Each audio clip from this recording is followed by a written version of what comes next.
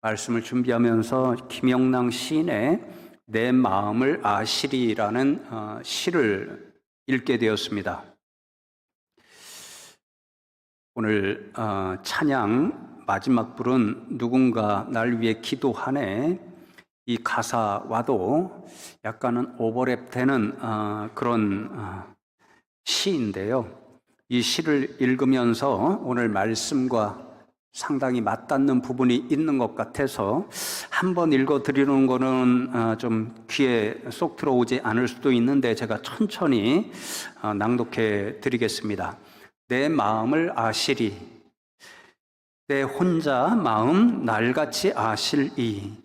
그래도 어디나 계실 것이면 내 마음에 때때로 어리우는 티끌과 속임없는 눈물의 간곡한 방울방울, 푸른밤 고이 맺는 이슬 같은 보람을 보밴 듯 감추었다 내어드리지. 아, 그립다. 내 혼자 마음 날같이 아시리. 꿈에나 아득히 보이는가. 향 맑은 옥돌에 불이 달아 사랑은 타기도 하오련만. 불빛에 연긴 듯 힘이로운 마음은 사랑도 모르리. 내 혼자 마음은. 이렇게 노래합니다. 집에 가서 찾아보시고 다시 한번 읽으시면 좋을 것 같은데요. 이 시를 읽으면서 시인이 말하는 정말 내 마음을 아는 그런 한 사람이 있다면, 그래서 우리가 때때로 우리의 마음을 속속들이 다 내어놓고 말하고 싶은 그런 일들이 있잖아요. 그런 모든 일들을 이 사람에게 내어놓을 수 있다면 얼마나 좋겠는가, 그런 생각을 해보았습니다. 이 시를 노래한 김영랑 시인은 일제강점기에 시라는 도구를 사용해서 온몸으로 저항하며 살아간 민족 시인 가운데 하나였다고 합니다. 목회와 신학이라고 하는 잡지에 이 시를 신앙적으로 해설하면서 적은 짧은 글을 보았는데, 이 시에는 이중적인 차원이 담겨 있다, 이렇게 해설해 놓았습니다. 한편으로는 나라를 잃은 서러움과 아픔 때문에 가슴에서 터져나오는 탄식과 한숨과 눈물이 담겨 있기도 하고, 다른 한편으로는 그러한 자신의 마음을 오롯이 아실 분, 그에게 나아가 자신의 고통과 서러움을 탄식과 눈물로 호소하며 기도하고 있다는 그런 해설이었습니다. 여러분, 이 시인이 자신의 모든 고통과 절망, 그것을 탄식과 눈물로 호소하는 이 시인의 마음을 아실 그분, 그 이는 누구일까요? 그 해설자에 따르면 절대자, 바로 하나님이십니다. 그래서 이 눈물의 시를 읽으면서 오늘 본문 예레미야 애가 2장의 말씀이 저절로 오버랩되었습니다. 왜냐하면 2장 말씀 한 절 한 절을 읽어보면 마치 김영랑 시인처럼 자신의 고통과 절망을 애통과 탄식과 눈물로 하나님께 절규하듯이 호소하고 기도하는 말씀으로 읽혀지기 때문입니다. 지난주에 말씀을 드렸듯이 지금 유다의 백성들은 바벨론에 의해 패망당하고 견디기 힘든 처참한 고통의 현실을 하루하루 살아가고 있습니다. 지난주에 읽은 1장 1절의 말씀 기억하시죠? 전에는, 그리고 이제는, 이 두 단어를 사용해서 이전과 지금의 현실을 극단적으로 우리에게 상상하도록 말씀을 적고 있습니다. 전에는 예루살렘에 사람이 가득했습니다. 거리마다 오고 가는 사람으로 그 거리가 가득 차 있었습니다. 그런데 이제는, 지금은 수많은 사람들이 바벨론에 의해서 죽임을 당하고 또 쇠사슬에 묶여 포로로 끌려가서 그 사람 많던 거리가 한산해졌습니다. 전에는 모든 것이 풍요로운 삶을 살았지만 지금은 당시에 가장 가난하고 불쌍한, 아무도 돌봐주지 못하고 또 생계수단을 제공해 주지 못하는 홀로 된 여인과 같은 그런 형편이 되어버리고 말았습니다. 전에는 공주와 같은 정말 귀하고 존귀한 보배로운 존재였지만 지금은 바벨론 사람들에 의해서 억지로 하루하루 강제 노역을 감당하며 살아가는 노예가 되어버리고 말았습니다. 덧붙여서 오늘 애가 2장 20절의 말씀을 보면 정말 입에 담기 힘든 처참한 현실이 펼쳐지고 있었다는 것을 더 분명히 알 수 있습니다. 여호와여 보시옵소서, 주께서 누구에게 이같이 행하셨는지요. 여인들이 어찌 자기 열매 곧 그들이 낳은 아이들을 먹으오며 제사장들과 선지자들이 어찌 주의 성소에서 죽임을 당하오리이까. 두 가지 처참한 일이 벌어졌지요. 첫째는 먹을 것이 없습니다. 배가 고파서 수많은 사람들이 굶어 죽고 죽어가고 있습니다. 그런데 그런 형편이 되니까 부모들이 자신이 낳은 자녀들 마치 동물처럼 잡아먹는 일들이 생겼습니다. 이게 인간의 현실 가운데서 일어날 수 있는 일인가요? 아무리 힘들다고 할지라도 어찌 자신이 낳은 자식들을 동물처럼 잡아먹는 일이 있을 수 있다는 말입니까? 역으로 오히려 자신들의 몸을 내어주서라도 죽어가고 있는 자녀들을 먹여 살리고자 하는 것이 부모의 심성 아닐까요? 두 번째, 예루살렘 성전에서 하나님 앞에 백성들을 위해 예배하는 제사장들과 하나님의 말씀을 전파하는 선지자들이 죽임을 당했습니다. 여러분, 보통 전쟁이 일어나면 상식적으로라면 아무리 흉악한 적일지라도 이런 사람들은 해하지 않습니다. 그런데 바벨론 사람들이 너무도 흉악해서 하나님의 성전에 있는 모든 값진 것들을 다 자신들의 나라로 옮겨갔을 뿐만 아니라 그곳에서 처참하게 제사장들과 선지자들을 살인하는 그런 일도 행했습니다.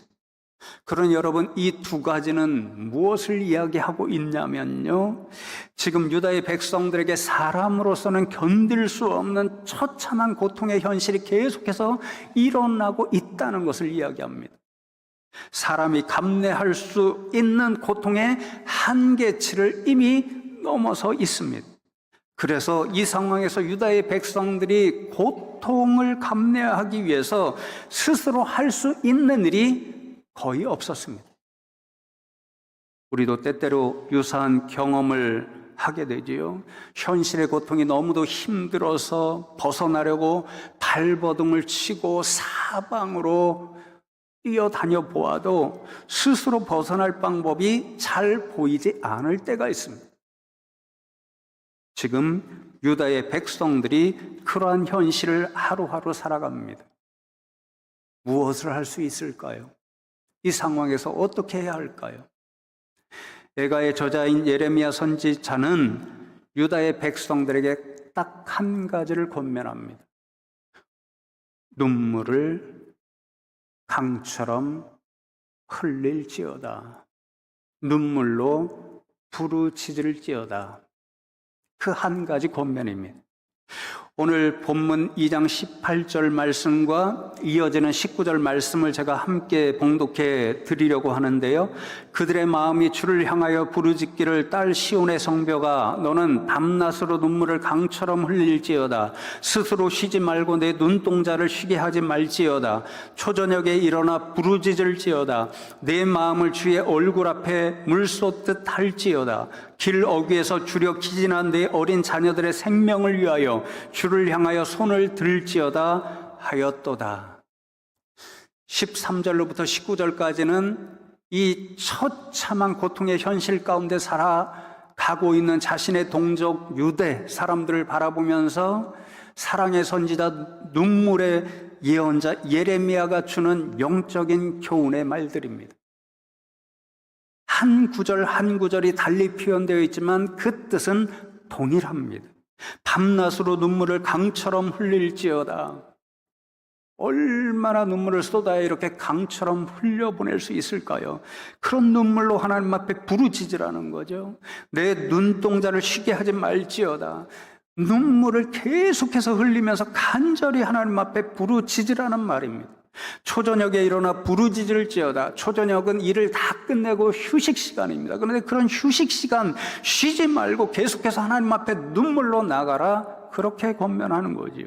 내 마음을 주의 얼굴 앞에 물쏟듯 할지어다. 하나님의 얼굴, 하나님의 은혜를 말합니다. 지금은 하나님의 은혜가 없습니다. 하나님이 외면하시는 것 같고 침묵합니다. 그런데 그 하나님, 외면하시는 그 하나님의 얼굴 은혜를 사모하면서 눈물의 기도로 내 마음, 내 모든 사정을 쏟아내라. 그런 권면입니다. 주를 향하여 손을 들지어다. 하나님을 향해 손을 들고 눈물로 간절히 부르짖어 기도하라는 권면입니다. 그러니 예레미야 선지자는 지금 감당할 수 없는 고통의 현실에서 하루하루를 살아가는 유대 백성들이 할 수 있는 유일한 영적인 일이 눈물로 하나님 앞에 부르짖어 기도하는 일밖에 없다라고 권면하는 거죠. 이 눈물의 기도는 우리가 흔히 생각하는 회개의 기도가 아닙니다. 앞으로 5장 말씀을 보겠지만 물론 예레미야 애가의 말씀에는 회개의 뜻이 담긴 말씀이 수없이 나타나는데 5장 말씀을 보면요, 유다의 백성들은 지금 처참한 고통의 현실 가운데 완전히 무너져 있기 때문에, 완전히 기진맥진 지쳐 있기 때문에 스스로 회개할 정신마저 없습니다. 여력마저 없습니다. 지금 이 눈물의 기도는 그렇게 아무것도 할 수 없는 현실에서 오로지 할 수 있는 일이 바로 눈물로 하나님 앞에 나가서 하나님, 우리가 하나님이 없이는 이렇게 고통 가운데 죽을 수밖에 없습니다. 그러니 하나님, 제발 우리를 건져주시고 살려주시고 구원해 주십시오. 그러한 처절하고 애절한 절규와 같은 기도입니다. 그래서 조금 전에 읽은 20절의 말씀에 기록된 하나님 보시옵소서, 이 한마디가 이 눈물의 기도에 어쩌며 보면 전부이고 가장 중요한 기도입니다. 원문을 보면 다른 군데도 여러 번 반복되어 있지만 특별히 20절에는 히브리어로 다른 말 2번, 보시옵소서, 살펴주시옵소서 이렇게 외칩니다. 그러니까 더 간절한 어조로 하나님, 하나님께서 이 고통 가운데 있는 우리를 버려두시고 돌보아주지 않으시면, 살펴주지 않으시면 우리는 이렇게 고통 가운데 죽을 수밖에 없습니다. 하나님, 그러니 우리를 구원해내서 살려주십시오. 그런 눈물의 절규가 담긴 기도였습니다. 왜 예레미야 선지자는 오직 이 하나, 눈물로 하나님 앞에 부르짖으라, 눈물을 강처럼 흘리라고 권면하는 것일까요? 이 눈물의 기도에는 어떤 믿음이 담겨져 있는 것일까요? 지난주에 잠시 언급해 드렸는데요, 한마디로 하나님 절대 주권에 대한 신앙 고백입니다. 오늘 본문 앞 2장 17절 말씀을 제가 읽어드립니다. 여호와께서 이미 정하신 일을 행하시고 옛날에 명령하신 말씀을 다 이루셨으며 긍휼히 여기지 아니하시고 무너뜨리사 원수가 너로 말미암아 즐겁게 하며 내 대적자들의 뿔로 높이 돌리게 하셨도다. 제가 지난주에 조금 이상한 말씀을 드렸지요. 지금 유다의 백성들이 당하고 있는 고통의 원인이 누구로부터 왔는가? 하나님께로부터 왔다라고 하는 이상한 말씀을 드렸습니다. 유다의 백성들이 하나님을 배신하고 우상 숭배하는 일에 빠졌습니다. 하나님께서 예레미야 선지자를 보내셔서 수없이 제발 정신 차리거라, 내게로 돌아오거라, 그것만이 살 길이다, 그렇지 아니하면 내가 예고한 진노와 심판이 너희 가운데 임할 것이고 견딜 수 없는 고통을 살 수밖에 없다, 그렇게 경고하셨음에도 불구하고 그들은 듣지 않았습니다. 그 결과 말씀하시고 예고하신 대로 오늘 읽은 17절 말씀에 하나님이 이미 정하신 일을 행하셨다. 옛날에 명령하신 말씀을 다 이루셨다. 이 말씀이 진노와 심판, 예고의 일이 그대로 임했고, 그래서 견딜 수 없는 고통을 살 수밖에 없게 되었다라는 그런 말씀입니다. 고통은 하나님이 주신 것입니다. 그러므로 이 인간으로서 극복하기 어려운 이 고통을 이길 수 있는 길도 누구로부터만 오게 됩니까? 하나님으로부터만 올 수 있습니다. 우리가 성경에서 보게 되죠. 하나님은 세우시기도 하시고 헐기도 하십니다. 무너뜨리신 분이 하나님이시니 다시 세우시는 분도 하나님이십니다. 눈물의 기도는 바로 이 신앙을 고백하는 거죠. 하나님, 이 고통을 주신 분도 하나님이시니 우리의 눈물의 외침을 보시고 외면하지 마시고 돌아보시고 제발 건져주시고 살려주시는 분도 하나님이시니 우리를 이 고통의 현실, 이 죽음의 현실로부터 건지시고 구원해 주셔서 살려주십시오. 그런 외침이었습니다. 제가 고등학교 2학년 시절이었습니다. 체육 선생님 한 분이 계셨는데 한편으로는 많은 학생들의 로망이 되실 정도로 굉장히 멋진 분이셨습니다. 당시에 1,000만 원이 넘는 당시에 우리나라에 수입된 가장 큰 오토바이 750cc인가 그렇습니다. 조금 있으면 이제 날씨가 서늘해지잖아요. 그러면 검은 가죽 점퍼를 입으시고 검은 선글라스를 끼시고 출근할 때도 그 오토바이로, 퇴근할 때도 그 오토바이로, 학생들이 볼 때는 너무 멋지게 보여서 제 가까운 친구들 중에도 나도 나중에 저렇게 한번 해보고 싶어 로망의 대상이었습니다. 그런데 다른 한편으로는 학교에서 가장 무서운 선생님이셨습니다. 한번 화를 내시면 불같이 화를 내십니다. 그래서 어떤 학생도 쉽게 접근하지 못하는 너무도 무서운 선생님이셨습니다. 우리가 가끔 농으로 그러잖아요. 잠자는 사자의 코털을 건드리지 말라. 그 말이 그 선생님께 해당하는 말이었습니다. 그런데 불행하게도 어느 날 수업 시간에 제가 잠자는 그분의 코털을 건드리는 일을 행하고 말았습니다. 당시에 이제 체육 시간이 되면 대부분 실기 시험이 거의 70점 이렇게 되거든요. 필기 시험은 30점이고. 그런데 그때 수업 시간에 농구로 실기 시험을 보겠다고 말씀하셨습니다. 그리고 그날 수업 시간에 이러한 것으로 실기 시험을 볼 테니까 그렇게 말씀하시면서 친히 모범도 보여주시고 설명도 하신 후에 연습해라. 나머지 시간은 연습이었습니다. 그 연습하는 것 중에 하나가 드리블을 몇 미터 해가지고 슛을 쏘는 것입니다. 슛이 들어가면 점수가 높고 들어가지 않으면 낮습니다. 그러니까 꼭 넣어야 되죠. 그러니까 남은 시간 다 연습하라 그렇게 말씀하셨습니다. 반복해서 계속 연습하고 있는데 슛을 앞에서 친구가 드리블하고 슛 넣으면 골대 맞고 그 아래 떨어지잖아요. 그럼 다음 학생이 그거 받아서 드리블을 하러 몇 미터 뒤로 가서 드리블하고 다시 슛 연습합니다. 그를 반복하니까 한 친구가 장난기가 발동되었습니다. 제가 바로 뒤에 있었는데 저를 괴롭히려고 운동장 표현을 들면 농구대가 여기 있습니다. 나머지 운동장이 엄청 넓습니다. 그러니까 저를 골탕 먹이려고 볼을 멀리 보내려고 어떻게 했냐면요. 슛을 쏘지 않고 드리블을 해가서는 이 농구공을 가지고 있는 힘을 다해서 그냥 그 농구 백보드에 집어 던져버렸습니다. 잡지 못하면 저 운동장 끝까지 달려갔다 와야 되는 거죠. 그렇게 골탕 먹이려고 장난기 때문에 그렇게 한 거죠. 그런데 제가 누구입니까? 네. 족구하시는 거 보셨죠? 기억하시죠? 교육자들이 항상 우승했습니다. 4번인가 했는데 제가 주전이잖아요. 주전. 순발력이 좀 있잖아요. 그 순간에도 이 볼이 그냥 놓치면 저 끝까지 달려가야 되니까 볼을 잡아야 한다고 순간 나갔는데 손이 아니라 발이 먼저 나갔습니다. 사실은 발로 잡아야 하는 위치였기 때문에 발로 잡았죠. 그래서 손으로 옮겨 잡는 순간에 하필이면 그 선생님이 저를 보았습니다. 코털을 건드렸고 분노하셨습니다.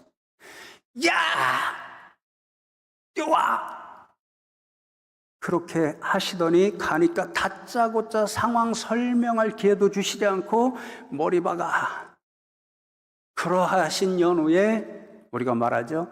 찰진 욕을 퍼붓기 시작하셨습니다. 그리고는 끝에 분을 사귀지 못하시고 너 실기 점수 빵점이야. 그러십니다. 벌도 받을 수 있고 찰진 욕도 들어먹을 수 있겠는데 실기 점수 빵점 견딜 수가 없습니다. 제 통지표에 유일하게 가가 적힐 역사 앞에 직면해 있습니다. 그래서 일주일 내내 얼마나 걱정이 되든지 저 호랑이같이 무서운 선생님께 가서 뭐라고 말씀드려야 할까 잠도 잘 오지 않았습니다. 그런데 저희 친구들 가운데 유일하게 그 선생님과 조금은 가까운 친구 하나가 힌트를 줍니다. 저렇게 무서워도 눈물에 약하더라. 가서 읍소해봐라. 그런 힌트를 주어서 일주일이 지나고 수업 시간에 그 선생님에게 용기를 내서 찾아갔습니다. 먼저 잘못했습니다. 그렇게 말씀드리고는 가식은 아니었습니다. 빵점 생각하니까 눈물이 절로 나더라고요. 울먹울먹 하면서 그때의 상황을 설명드렸습니다. 다 들으신 선생님께서 착한 놈이 왜 그랬어? 알았어. 그렇게 말씀하시는데 일주일의 걱정이 그 순간에 다 녹아내렸습니다. 너무도 무서운 선생님이었습니다. 그러나 저는 그분을 찾아가야 했습니다. 왜요? 그 선생님이 0점을 주실 수도 있고 100점을 주실 수도 있는 그런 권세를 가지신 분이었기 때문에 무서워도 용기를 내서 찾아갔고 눈물로 호소했습니다. 그랬더니 호랑이 같은 선생님의 마음도 녹아내렸습니다. 하물며 우리 하나님은 어떠실까요? 하나님은 세우시기도 하시고 허물기도 하시는 절대 주권의 하나님이십니다. 모든 생사화복을 주관하시는 분이십니다.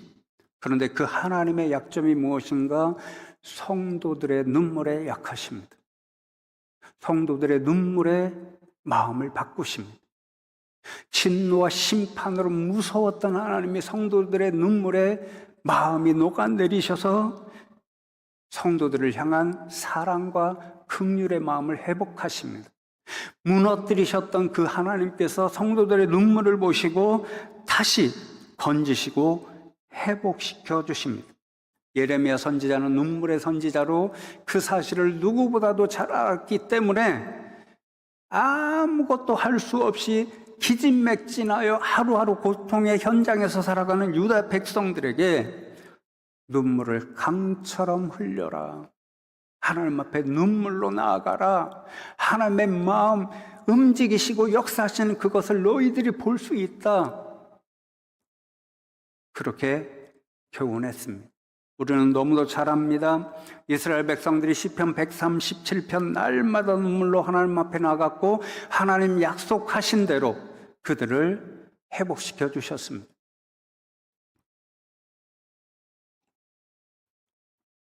성도 여러분, 가만히 생각해 보면 우리도 오늘 눈물을 강처럼 흘릴지어다 이 예레미야 선지자의 교훈을 어느 때보다도 기억해야 할 때가 오늘이 아닌가 그런 생각을 합니다. 오늘날 우리도 유다의 백성들과 유사하게 스스로 이겨낼 수 없는 수많은 어려움과 고통의 현실들을 세상에서 목격합니다. 코로나 시절에 우리가 분명하게 깨달은 한 가지가 무엇인가요? 인생의 한계입니다. 정말 그 어느 역사 때보다도 발전된 과학으로도 의학으로도 최첨단 기술로도 해결할 수 없는 한계 상황이 인간에게 항상 다가올 수 있다는 사실을 분명히 보았습니다. 여러분, 요즘 끊임없이 전쟁이 일어나죠. 어떤 분들은 3차 세계대전이 일어날 수도 있다고 경고하고 그 자리가 대한민국이 될 수 있다라고 심지어 이야기하는 분들이 있습니다. 불안합니다. 우리가 인생이 그 전쟁의 일을 쉽게 제어할 수가 없다는 현실을 봅니다. 생태계 파괴 위기로부터 발생한 기후 문제도 마찬가지요. 여러분 생각해 보십시오. 제가 50년을 넘게 살았는데요. 지금 기억해 보면 추석이 내일 모레인데 다음 주 날씨를 보니까요. 물론 아침 저녁으로는 조금 선선해졌는데 낮 기온이 33도, 34도입니다. 우리 인생이 기후학자들에 따르면 이러한 데를 지금 제어할 수 없는 속도로 달려가고 있다. 이미 때가 늦었다라고 무섭게 두렵게 경고하시는 음성을 듣게 됩니다. 인간의 한계를 보게 되는 거죠. 경제 상황도 마찬가지죠. 우리 성도님들이 참 힘듭니다. 전 세계가 다 맞물려 있기 때문에 우리 개인적으로 어떻게 해결해 볼 그런 능력이 너무도 부족합니다. 오늘 수능실 세형 장학생으로 선발된 몇몇의 아이들이 이 자리에 있습니다. 성도님들도 우리 장학생들도 이 사업에는 정말 견디기 힘든 눈물이 담겨 있다는 것을 먼저 잊지 말아야 합니다. 세영이의 사랑에 눈물이 담겨 있다는 것도 잊지 말아야 합니다. 우리 자녀들에 대해서 우리가 흔히 하는 말이 있죠. 내가 낳은 자식인데 내 마음대로 할 수 있는 것이 아무것도 없어 때때로 그럽니다. 우리가 할 수 없는 일을 누가 하실 수 있을까요? 오직 하나님이십니다.